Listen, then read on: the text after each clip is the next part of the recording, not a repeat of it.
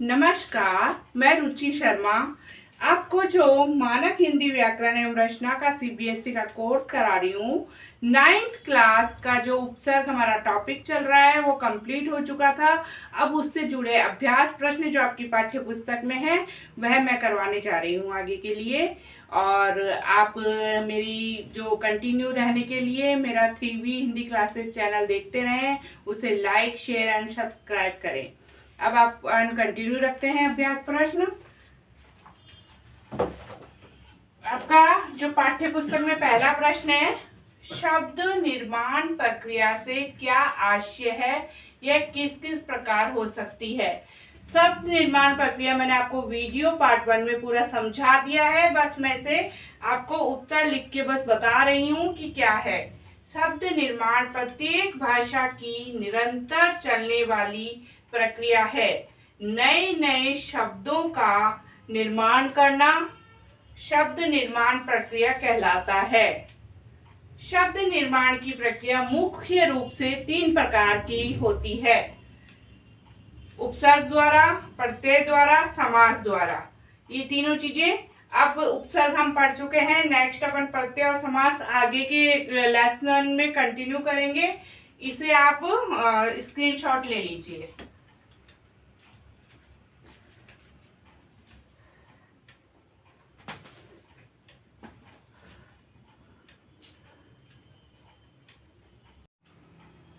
आपका प्रश्न 2 है। प्रश्न 2, शब्द पद कब कहा जाता है। शब्द पद कब कहा जाता है। इसका उत्तर होगा जब वाक्य में कोई शब्द प्रयुक्त करते हैं तब वह शब्द न रहकर पद कहलाता है। जब कोई शब्द वाक्य में प्रयुक्त हो जाता है तो वो क्या है, शब्द न रहकर पद हो जाता है। पद की परिभाषा भी मैं वीडियो पार्ट फर्स्ट में लिखवा चुकी हूँ, फिर भी मैं आपको क्लियर कर देती हूँ। जैसे कोई शब्द है कमल, तो कमल जब शब्द है तो अगर इसको वाक्य में प्रयोग करेंगे तो पद कब बन जाएगा, वह कमल बहुत सुंदर है। वह कमल बहुत सुंदर है वाक्य में प्रयोग होते ही वह कमल बहुत सुंदर एक पद हो गया है, और केवल कमल एक शब्द था। तो ये आपको क्लियर है शब्द पद कब कहा जाता है, ये वाला। नेक्स्ट आपकी पाठ्य पुस्तक में जो नेक्स्ट प्रश्न है वो है उपसर्ग की परिभाषा देते हुए 5 उदाहरण दीजिए। ये इसका सारा उत्तर आपको वीडियो पार्ट फर्स्ट में मिल जाएगा। अब नेक्स्ट है आपका क्वेश्चन, 5 ऐसे शब्दों के उदाहरण दीजिए। प्रश्न को समझिए पहले। 5 ऐसे शब्दों के उदाहरण दीजिए जिनमें एक से अधिक उपसर्ग हो। क्या कह रहा है ये, एक से अधिक उपसर्ग हो। अब ऐसे शब्दों का चयन करना है जिसमें उपसर्ग का प्रयोग तो हुआ हो पर 2 बार या 3 बार हुआ हो। अब जैसे शब्द है प्रत्युपकार। प्रत्युपकार में क्या है, प्रति एक उपसर्ग हो गया प्लस उप, फिर आपका मूल शब्द हो गया कार। ऐसे पर्यावरण में परि प्लस आ वरण। व्याकरण में वी प्लस आ, वी भी उपसर्ग हो गया, आ भी उपसर्ग हो गया, और करण। समालोचक में सम प्लस आ प्लस लोचक। दुर्व्यवहार में अब 3 हो गए हैं, 3 उपसर्ग आएंगे, दुर प्लस वी प्लस आ प्लस हार। तो इस तरीके से हमने और भी शब्द हो सकते हैं, समालोचन हो सकता है आपका, और भी कई शब्द हो सकते हैं, इससे प्रत्याशित हो सकता है, वो भी क्या है, इसी तरह के शब्द हैं जो कि उसमें 2 उपसर्गों का या 2 से अधिक उपसर्गों का प्रयोग हुआ है। इसका आप स्क्रीनशॉट ले लीजिए।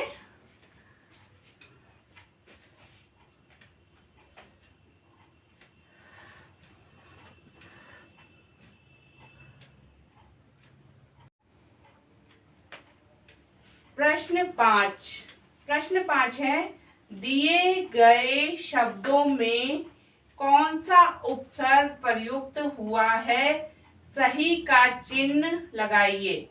यह जो शब्द दिए गए हैं इसमें कौन सा उपसर्ग हमें ये बताना है। पहला है आपका संवेदना। संवेदना में इसके ऑप्शन दिए हुए हैं, कैसम, खैसे, गैसे और घैसम। तो आपको ध्यान रखना है कि जब भी स, याद रखने के लिए ट्रिक बता रही हूँ, ये कोई स पे जब बिंदी आ जाए तो हमेशा क्या होगा, उपसर्ग सम होगा और मैं पे हलंत लगा होगा। हलंत से तात्पर्य ये होता है कि मैं क्या हो गया है, छोटा हो गया है। उच्चारण में हम छोटा सम जल्दी से बोलेंगे और सम वो नहीं होगा। इसलिए जब भी स पे बिंदी वाला कोई भी शब्द आए तो आपको क्या करना है, हलंत लगा के मैं लिखना है, संवेदना, इस तरीके से। नेक्स्ट आपका है अत्यंत, सेकंड अत्यंत। अब इसने पूछा है कै अति, ख अत्य, घ अत। तो इसमें कौन सा सही होगा, इसमें कौन सा सही होगा, अति। अति क्यों सही होगा, कै अति। अत्यंत में अति सही है, क्यों, जहां पर भी आपका आधा तय आ जाए वहां पर क्या आएगा, इस तरह का कोई शब्द आता है तो अति। और अति हमेशा ती क्या है, अगर बड़ी ती भी लिख के वो भेजे तो बड़ी नहीं आता। उपसर्ग में ये ध्यान देने योग्य बातें हैं, जितने भी शब्द आएंगे उसमें छोटी ई की मात्रा ही लगेगी, चाहे अधि हो चाहे अति हो या प्रति हो।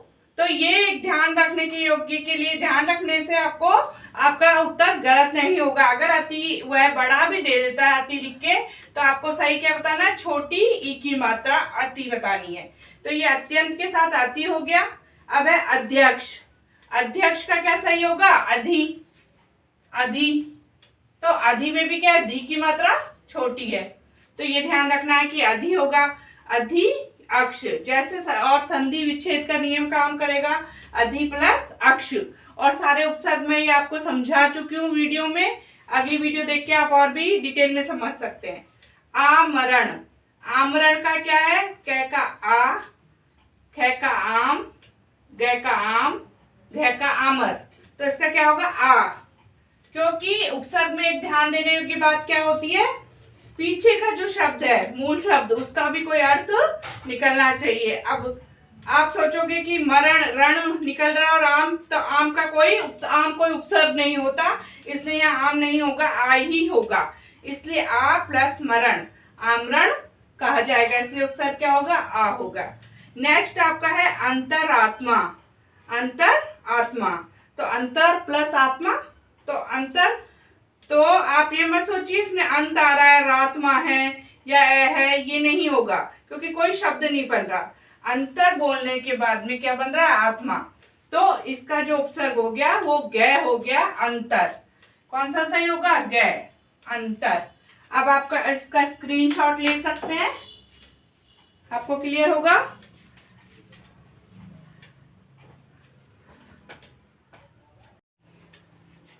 प्रश्न 6, आपका प्रश्न 6 है, उन उपसर्गों को रेखांकित कीजिए जो निम्नलिखित शब्दों के साथ नहीं लगते। अब आपका पहला दिया हुआ है शब्द, क्या दिया हुआ है, फल। क्या दिया हुआ है, फल। क है कु, ख है सु, ग है नी, ग है स। प्रश्न है नहीं लगते, तो कु लगा के देखो, उपसर्ग, उपसर्ग यानी आगे लगने वाला शब्दांश। कु को आगे लगाया, कुफल बन गया शब्द। सु, सु आगे लगाया फल के, सुफल बन गया। निफल, निफल कोई शब्द नहीं होता। सफल, सफल एक शब्द होता है, तो हम किसको रेखांकित कर देंगे, नी को, क्योंकि निफल कोई जो नी लग करके उपसर्ग कोई भी शब्द नहीं बन रहा है, उसका निर्माण नहीं हो रहा है। इसके अनुसार जहां पर वो शब्द दे दे वहां पर। हार, अब हार दूसरा शब्द क्या है, हार। कै सम, ख बी, ग उप, ग ए। अब सम लगाओ, समहार, संहार बन गया। विहार, उपहार, आहार। आहार नहीं होता, आहार, वर्तनी का भी ज्ञान होना चाहिए। आहार नहीं होता है, आहार होता है, इसलिए इसमें यहाँ पे क्या होगा, ए नहीं होगा। और जहां पर सम आ जाए, मैंने पहले भी बताया, वहां स पे बिंदी लग जाती है, तो सम का कैसे बनेगा, स पे बिंदी लगा के संहार, ये शब्द बन जाएगा। अब कोई इसमें पूछे उपसर्ग क्या है, तो इसमें उपसर्ग आएगा सम, और मैं आधा आने के कारण मैं के नीचे हलंत का प्रयोग होगा। क्लियर है। नेक्स्ट आपका क्वेश्चन 3, शब्द दिया हुआ है गम। गम सु, सु लगा के देखो सुगम, सुगम शब्द का निर्माण हो रहा है। नी लगा के देखेंगे निगम, आ लगा के देखेंगे आगम, प्र लगा के देखेंगे प्रगम। प्रगम कोई शब्द नहीं है, इसलिए हमने प्र को रेखांकित कर दिया है, प्र। अब है दम, दम, हमदम सही शब्द है। हरदम हम ज्यादातर उपयोग में लेते हैं, हरदम। कमदम, कमदम कोई शब्द नहीं हुआ।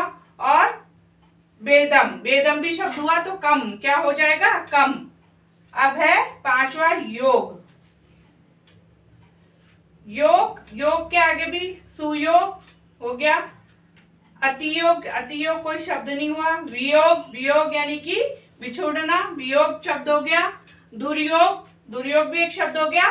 तो अति को हम रेखांकित कर देंगे।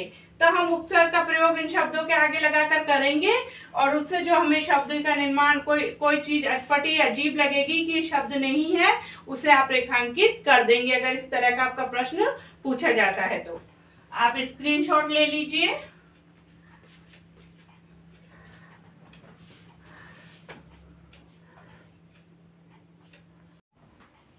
प्रश्न 7, प्रश्न 7 है निम्नलिखित शब्दों के नीचे दिए गए मूल शब्द में जुड़े उपसर्ग के विकल्पों में से सही विकल्प को रेखांकित कीजिए। आपका पहला शब्द दिया हुआ है उपहार। उपहार का संधि विच्छेद करके दिया है कि उसमें से कौन सा शब्द सही है। उप प्लस हार, उप आहार, उपाहार, उप आहार। इनको पढ़ते वक्त तो ध्यान दे दिएगा क्योंकि आहार आहार एक जैसे शब्दों को इनमें लिख दिया जाता है, लेकिन उपहार में जो अपना मूल शब्द क्या है हार, उसका ध्यान रखते हुए पीछे हार लगा हुआ है, किसमें लगा हुआ है, दो में, यहाँ और यहाँ, ये ध्यान रखा। फिर उप और उपा, उपा कोई उपसर्ग नहीं होता है तो उप होता है, तो हमको ये ध्यान रखते हुए इसको रेखांकित करना है, इन शब्दों को ध्यान रखते हुए। उपहार, इसका सही क्या होगा, उपहार। तो क्या सही हो गया, कै। उपहार में क्या सही हो गया, कै। नेक्स्ट आपका है उन्नति। क्या शब्द है, उन्नति।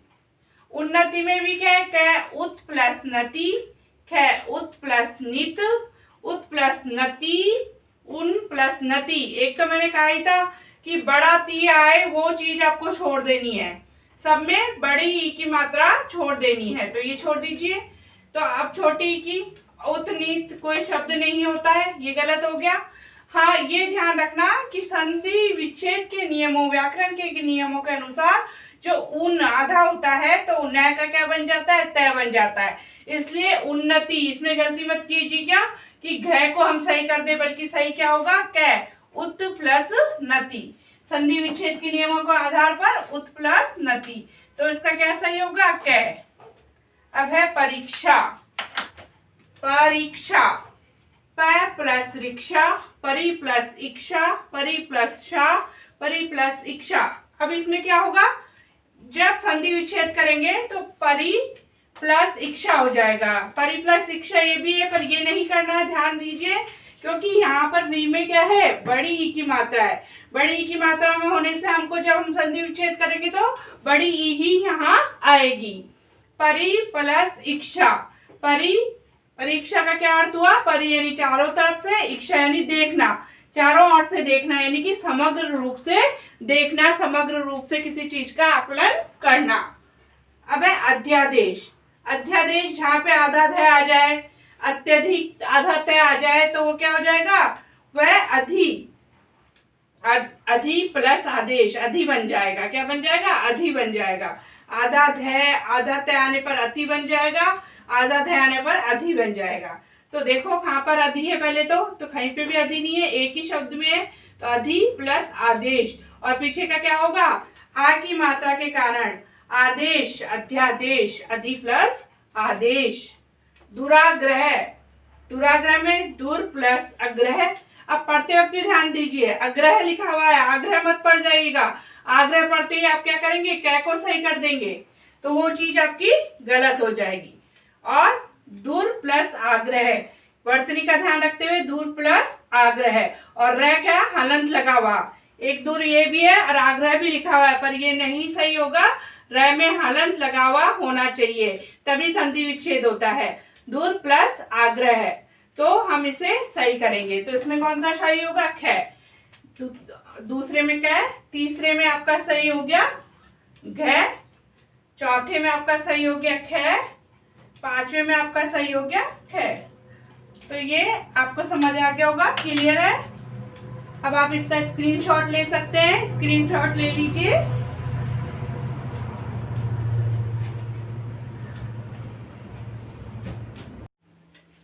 प्रश्न 8, उन शब्दों को रेखांकित कीजिए जिनमें निम्नलिखित उपसर्गों का प्रयोग नहीं हुआ है। प्रश्न को हमें ध्यान से पढ़ना है। जहां लिखा हुआ नहीं या प्रयोग हुआ है, ये लिखा है कि नहीं लिखा है, उसको पढ़कर आप उत्तर देंगे।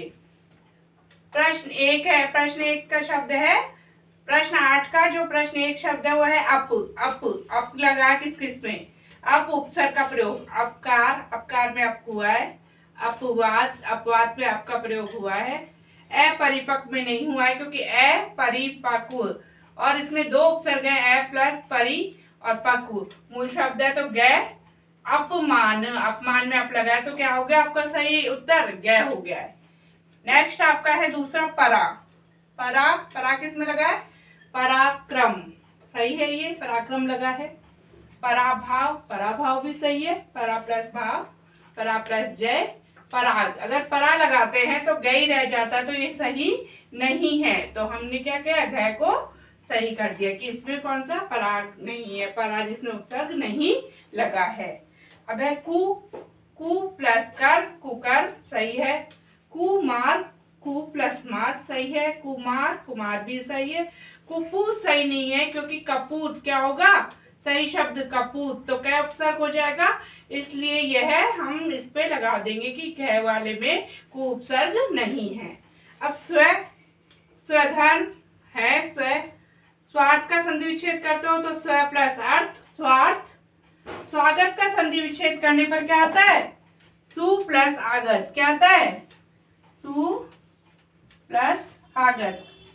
सु प्लस आगत में तो क्या हो गया उपसर्ग? सु हो गया, स्व नहीं हुआ, और यहाँ पे सही है स्व, तो ग को हम क्या कहेंगे? स्वागत, यानी कि ग वाला सही है। ठीक है, क्लियर है।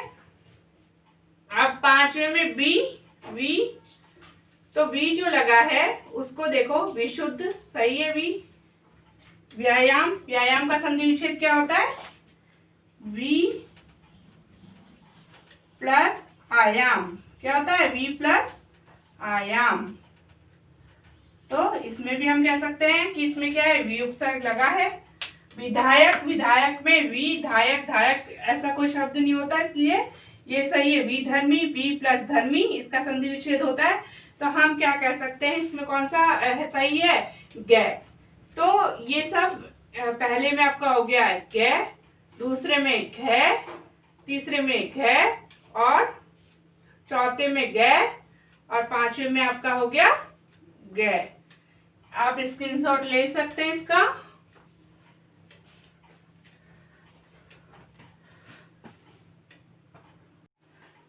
प्रश्न 9, उन शब्दों को रेखांकित कीजिए जिनमें निम्नलिखित उपसर्गों का प्रयोग हुआ है।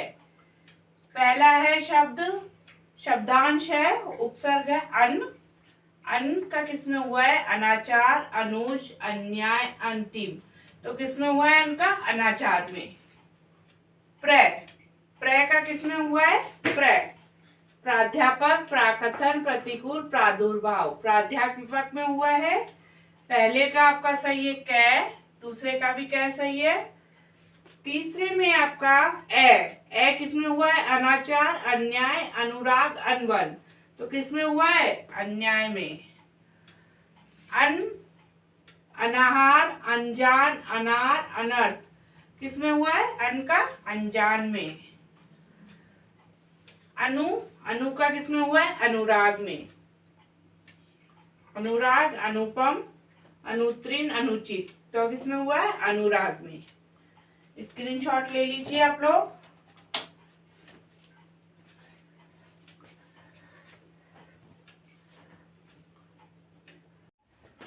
प्रश्न 10, उन शब्दों को रेखांकित कीजिए जो रंगीन पदों के स्थान पर प्रयुक्त किए जा सकते हैं। वह जन्म भर मेरा एहसान मानता रहा। यहाँ पे रेखा जन्म भर का आपको बताना है कै ख गै घ में से, तो इसका उत्तर होगा आजीवन। आजीवन। उसने बिना डरे शत्रु का सामना किया। बिना डरे, बिना डरे यानी कि बेभय, अभय, निर्भय, निभय। तो इसका क्या होगा? बिना डरे, निर्भय। निर्भय। यह वही स्थान है जिसे कुछ समय पहले तक न पहुंचने योग्य माना जाता था। जिस जगह नहीं पहुंचा जा सकता उसको क्या कहते हैं? दुर्गम। क्या कहते हैं? दुर्गम। तो इसका उत्तर क्या हो गया? है दुर्गम। यह मनुष्य बहुत ही कमजोर निकला। तो कमजोर, दुबला, दुर्बल, सबल, प्रबल। तो इसका क्या आएगा? दुर्बल। क्या होगा? दुर्बल।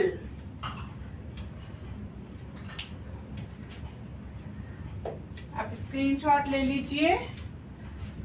और इसी में एक क्वेश्चन, आपका 5वां क्वेश्चन है।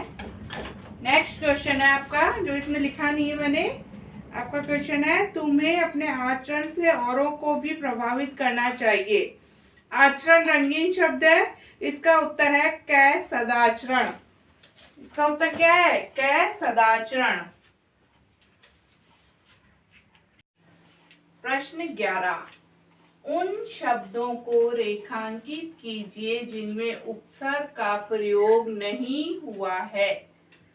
पहला है कै अज्ञान, ख अनार, ग अपार, घ अनेक। इसमें ख और ग दोनों शब्द हैं, उनको दोनों शब्दों को रेखांकित करेंगे, इनमें उपसर्ग का प्रयोग नहीं हुआ है। दूसरा है क सफल, ख सहित, ग सजल, घ समान। इनमें सब में स उपसर्ग का प्रयोग हुआ है और इस समान में नहीं हुआ है, इसलिए इसको रेखांकित करेंगे। तीसरा है क प्रत्यक्ष, ख प्रतिभा, ग प्रतिमा, घ प्रदर्शनी। प्रत्यक्ष में प्रति उपसर्ग का प्रयोग हुआ है, प्रदर्शनी में प्र का हुआ है। इसमें प्रतिभा और प्रतिमा दोनों में कोई भी उपसर्ग नहीं है, इसलिए दोनों को रेखांकित करेंगे। अब चौथे का है क अनादर, ख अनल, ग अनमोल, घ अनजान। इसमें कौन सा है? ख को रेखांकित करेंगे अनल। अनल में ए लगा के, नल कोई उपसर्ग, ए कोई उपसर्ग नहीं लगा हुआ है, नल कोई शब्द इसमें नहीं है, संधि विच्छेद नहीं होता है, पूरा एक शब्द के रूप में उपयोग में आता है, इसलिए इसे रेखांकित करेंगे। है उपला, उपसर्ग, उपस्थित, उपसंगार। ये तीनों में उपसर्ग लगा है और इसमें उपला में उपसर्ग नहीं है और इसमें दो उपसर्गों का प्रयोग एक साथ हुआ है, तो हम यहाँ रेखांकित करेंगे उपला। उपला में क्या है? उपसर्ग का प्रयोग नहीं हुआ है। आप स्क्रीनशॉट ले लीजिए। प्रश्न 12, उन शब्दों को रेखांकित कीजिए जिनमें उपसर्ग की भिन्नता है। भिन्नता यानी कि अलग है, उपसर्ग की भिन्नता यानी कि उसमें वो उपसर्ग नहीं है जो सब में है, जैसे प्रदर्शनी, प्रलय, प्रयत्न, प्रत्यक्ष। तो इन सब में प्र उपसर्ग और प्रत्यक्ष में प्रति उपसर्ग होने के कारण इसमें भिन्नता हो गई, इसलिए इसका उत्तर क्या हो गया? घ। तो क्या हो गया? घ हो गया आपका सही उत्तर क्या हो गया? घ। अब नेक्स्ट है सम्मान, संपत्ति, समकोण, संभव। तो सब में क्या है? सम उपसर्ग है, संपत्ति भिन्न होने के कारण इसका उत्तर क्या हो गया? संपत्ति। अब तीसरे में प्राध्यापक, प्राकथन, प्रागवैदिक, प्रागैतिहासिक। तो प्राक, इन सब में प्राक उपसर्ग हो गया और प्राध्यापक में प्र, इसलिए सबसे अलग कौन सा है? ये अनुकरण, अनुचित, अनुकंपा, अनुशासन।